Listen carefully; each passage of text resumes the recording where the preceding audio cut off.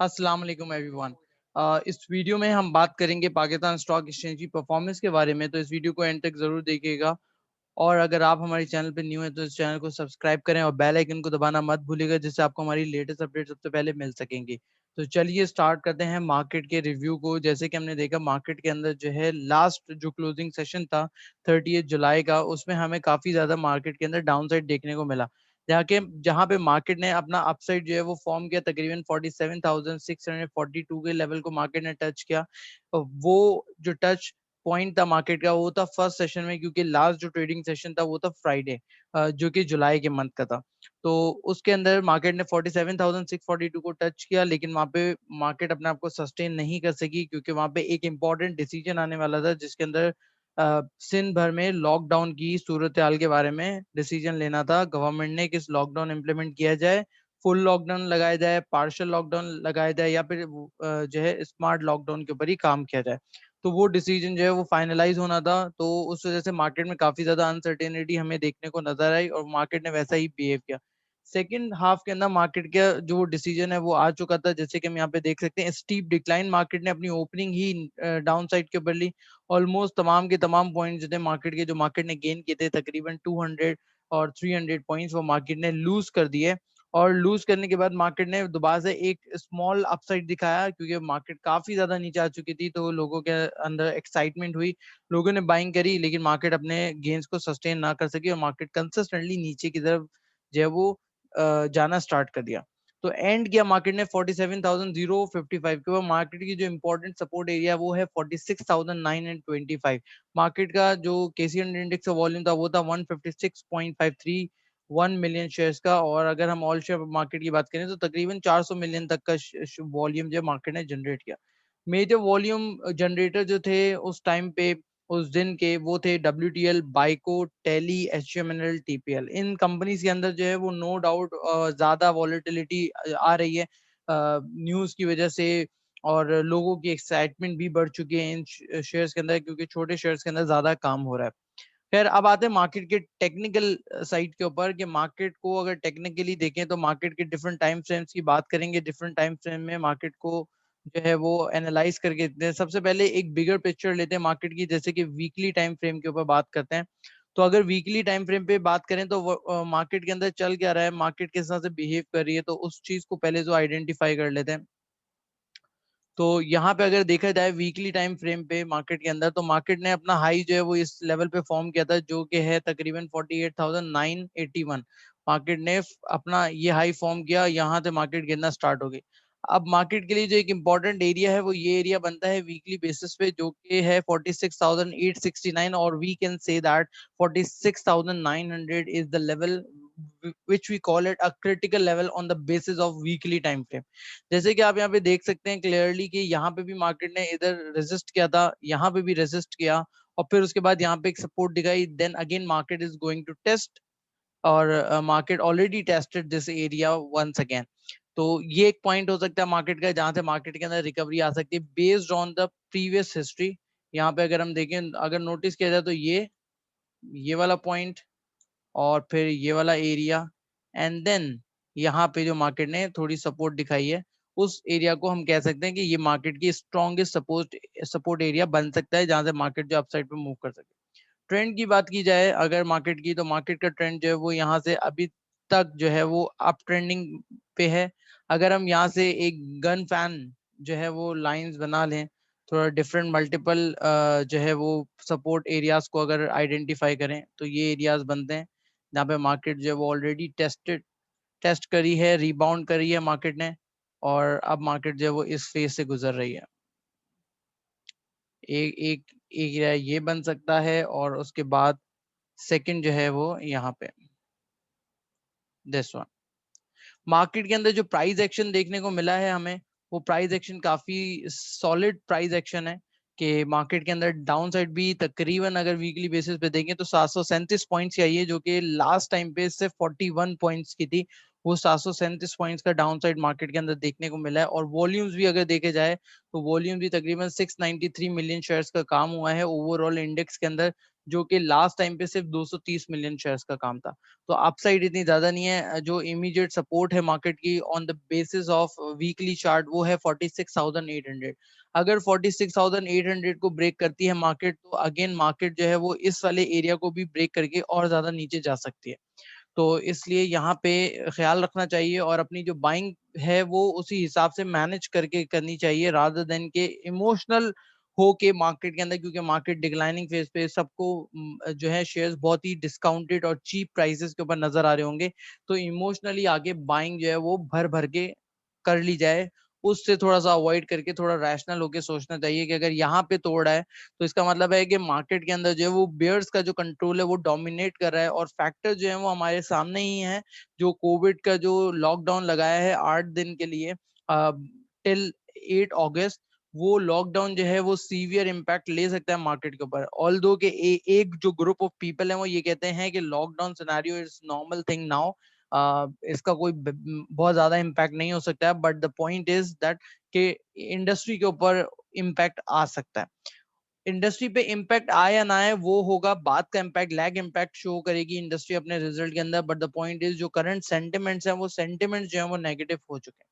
अब इसी एनालिसिस को ड्रिल डाउन करते हैं थोड़ा सा डेली टाइम फ्रेम के ऊपर कि क्या चल रहा है डेली टाइम फ्रेम में। तो अगर हम यहाँ पे आते हैं डेली टाइम फ्रेम में, तो यहाँ पे भी अगर देखा जाए तो मार्केट जो है वो इस एरिया पे आके बार बार जो रेजिस्ट कर रही थी, तो बाइंग तो यहाँ पे बनती ही नहीं थी। जो ये वाला जोन है मार्केट का, अगर हम यहाँ पे नोटिस करें तो ये कंटिन्यूसली मार्केट जो है वो इसके ऊपर जो है रेजिस्ट कर रही है।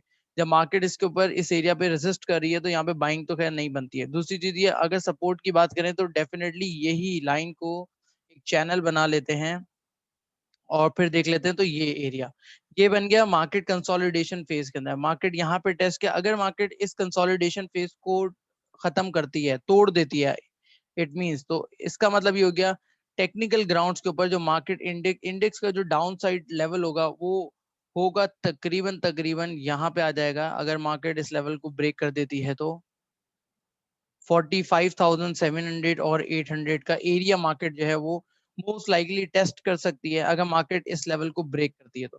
क्योंकि अगर हम यहाँ पे एक हॉरिजॉन्टल लाइन भी ड्रॉ करें तो हम यहाँ पे देख सकते हैं कि मार्केट ने यहाँ पे काफी ज्यादा रेजिस्टेंस पहले भी दिखाई थी और मार्केट इस एरिया से ऊपर नहीं गई थी। अगेन मार्केट उसी एरिया के अंदर ही मार्केट ट्रेड हो रही है। तो यहाँ पे एक पॉसिबल चांस लगता है, अगर मार्केट ब्रेक कर देती है तो मार्केट और ज्यादा नीचे जा सकती है। मार्केट का एक ट्रेंड लाइन ड्रॉ करते हैं फ्रॉम यहाँ बॉटम से, जो कि मार्केट ने 42,688 का बॉटम बनाया था। अगर हम यहाँ से देखें तो इस तरह से मार्केट की जो एक सपोर्ट बन रही है वो बन रही है 4522।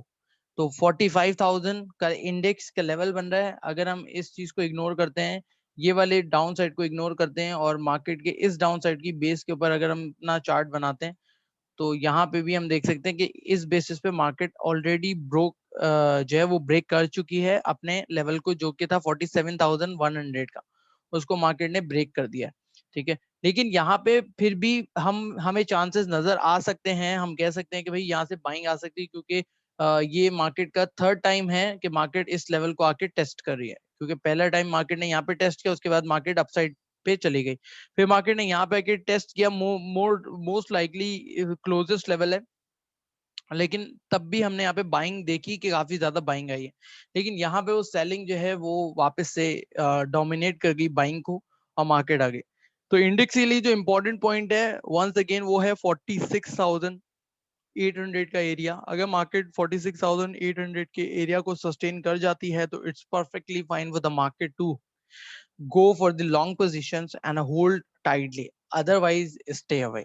ये है। अब आते हैं थोड़ा सा फर्दर अर्ली टाइम फ्रेम पे कि अगर इंटरडे वाले हैं तो इंटरडे वालों को क्या करना चाहिए। तो इंटरडे वालों के लिए अगर हम बात करें तो हमारे पास चांसेस वही हैं, सारी चीजें। ये एक ओपन गैप है इंटरडे टाइम फ्रेम के अंदर। मोस्ट लाइकली मार्केट जो है 47,500 के एरिया को टेस्ट कर सके और टेस्ट करने के बाद मार्केट जो वापस से डिक्लाइन हो सके, ये एक पॉसिबल चांसेस है मार्केट के अपसाइड के। क्योंकि अगर हम देखें लास्ट टाइम भी यही कैंडल बनी थी मार्केट की इंटर आर्ली बेसिस के ऊपर, और वही चीज हमें यहाँ पे भी देखने को मिली है। तो इंटरडे बेसिस के ऊपर अगर बात की जाए, और यहाँ पे भी आप देख सकते हो कि यहाँ पे भी मार्केट ने जो है यहाँ पे ये चीज ली, तो अगर हम देखें तो मार्केट ने यहाँ से जब रीबाउंड किया था तो तकरीबन कोई डे 1.28% और 500 600 पॉइंट्स का एडिशन मार्केट ने दिया था। अगर हम यहाँ से देखें कि यहाँ से कितना एडिशन दिया है तो यहाँ से भी हमें यही नजर आ रहा है कि मार्केट ने तकरीबन कोई 600-700 पॉइंट्स का एडिशन दिया है। तो यहाँ पे भी आ सकता है, अगर मार्केट यहाँ से रिबाउंड करती है तो इंटरडे टाइम फ्रेम में तकरीबन मार्केट 500-600 पॉइंट का रिबाउंड दे सकती है, जहाँ पे मार्केट अपना जो है वो ये ओपन गैप भी फिल कर सकती है। से फॉर एग्जांपल अगर हम यहाँ पे एक एक्सपेक्टेड मूव निकालें तो तकरीबन 588 और 600 पॉइंट्स तक का जो है ना रीबाउंड नजर आ रहा है टेक्निकल बेसिस के ऊपर मार्केट के अंदर, जो अपसाइड बना सकता है। बट क्या ये अपसाइड सस्टेनेबल होगी? लॉन्गर टाइम फ्रेम के ऊपर ये सस्टेनेबल नहीं लग रही है, बट इंटरडे के अंदर क्योंकि मार्केट वॉलेटाइल रहती है तो मार्केट जो है आपको मूव दे सकती है इंटरडे टाइम फ्रेम के अंदर। अच्छा, इसी चीज को अगर हम थोड़ा सा जस्टिफाई कर लें मार्केट के जो टेक्निकल इंडिकेटर्स हैं उनकी बेसिस पे, तो दो टेक्निकल इंडिकेटर्स जो है I would like to use. First is RSI which is very common indicator. तो आरएसआई जो है वो डिक्लाइनिंग साइड के ऊपर है और आरएसआई अपनी जो लास्ट सपोर्ट है वो भी ब्रेक कर चुका है। दैट मींस कि जो करंट सिनेरियो के अंदर जो मार्केट मोमेंटम है दैट इज नेगेटिव, क्योंकि डिक्लाइनिंग साइड पे ऐसा नहीं है कि यहाँ से ऊपर मूव नहीं कर सकता। Yes, it can move anyway anywhere, like upside भी डाउन साइड भी, बट करंटली अगर देखा जाए तो ये नीचे की तरफ, ये डाउन साइड की साइड पे है। और इसके अलावा अगर हम मूविंग एवरेज को यूज करें, जो दो मूविंग एवरेज हैं काफी बेहतर मूविंग एवरेज जो है वो बन जाती हैं। एक तो 5 डेज की मूविंग एवरेज, उसको सेटअप कर लेते हैं अपने चार्ट के ऊपर। तो 5 डेज की जो मूविंग एवरेज है उसको कलर करते हैं ब्लैक, डार्क ब्लैक और बोल्ड लाइन के साथ। तो एक तो मूविंग एवरेज हमारे पास ये बन गई, और दूसरी हम कर रखते हैं 20 डेज की मूविंग एवरेज। ये जनरली ये वाली जो सेटअप है मूविंग एवरेज का, ये आपको इंटरडे टाइम फ्रेम में भी बहुत हेल्प आउट करता है, तो ये यूज किया जा सकता है। अच्छा जी, अब आते हैं जरा मूविंग एवरेज पे। सबसे पहले तो मूविंग एवरेज पे बात करें तो यहाँ पे मूविंग एवरेज ने डाउन साइड पे क्रॉस ओवर दे दिया है। जैसे कि पहले यहाँ पे डाउन साइड पे क्रॉस ओवर दिया था मूविंग एवरेज ने, हम यहाँ पे क्लियरली देख सकते हैं ये वाला एरिया पे मूविंग एवरेज ने डाउन साइड क्रॉस ओवर दिया। इंडेक्स के अंदर जो डिक्लाइन आया इस पॉइंट से लेके डाउन साइड पे तकरीबन 1100 पॉइंट्स का डिक्लाइन आया। वही सेम सिनारियो इंडेक्स ने दोबारा से यहाँ पे जो है वो शो किया है। और अगर अभी तक का डिक्लाइन देखें तो तकरीबन इस वाले लेवल से अभी तक का जो नीचे तक का डिक्लाइन है मार्केट का, वो तकरीबन 500 से 600 पॉइंट्स और 550 से 600 पॉइंट्स जो है वो आ चुका है। तो फर्दर 500-600 पॉइंट जो मार्केट और नीचे जा सकती है बेस्ड ऑन दिस सिनेरियो।